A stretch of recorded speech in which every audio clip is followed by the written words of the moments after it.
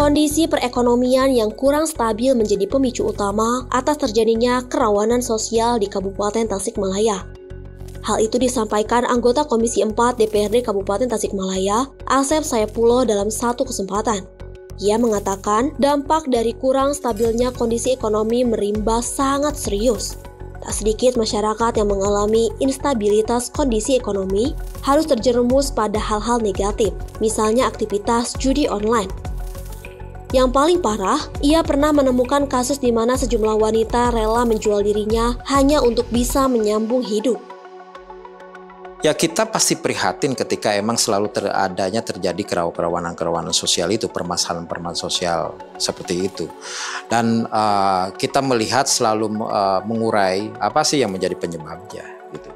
Kalau katakanlah saya pribadi pernah melakukan riset gitu tentang akibat banyaknya pengangguran, terus penyebaran karena turunnya pendapatan atau turunnya kemampuan ekonomi, ini ternyata di kabupaten banyak juga yang terseret terhadap aktivitas penjual diri, katakan para perempuan gitu. Ini menjadi sebuah keprihatinan. Tahun 2000 kita melakukan riset itu 2020 gitu. Ternyata hampir menyebar, Pak. Itu hampir menyebar, hampir dari 39 kecamatan itu ada. Karena kita ada teknologi untuk men-tracking gitu.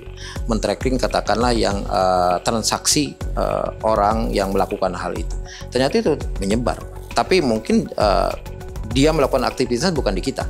Ada di Bandung, Pangandaran, di Jawa. Cuma kan nomornya ketika emang pulang kemana-mana, tracking ternyata terisi di kabupaten. Ini kan jelas-jelas menjadi masalah sosial di kita. Dan hampir 80% alasan mereka itu karena ekonomi.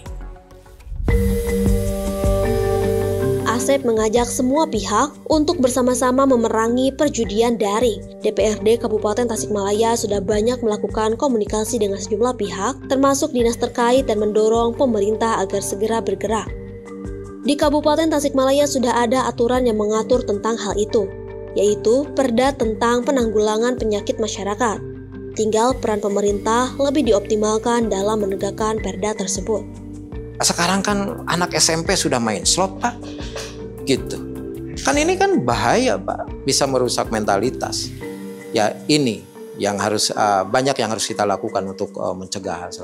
Terus yang kedua juga kita menutup betul akses, katakanlah kalau kita bicara prostitusi ya, kita menutup akses, kita minta di daerah-daerah kita itu jangan sampai dibiarkan seperti itu. Ini harus bergerak semua. Kalau kita bicara yang tadi katakanlah masalah perempuan, masalah perlindungan anak, sosialnya, terus masalah ekonomi yang berdampak ke sosial juga. Ini harus betul-betul kita melihat permasalahan dari akarnya seperti apa. Tugas kita emang tidak bisa, Pak, untuk menyelesaikan semua permasalahan. Tapi paling tidak pemerintah itu hadir ya, mengurangi permasalahan itu, jangan sampai semakin besar ya, semakin sulit nanti diterkendalikan.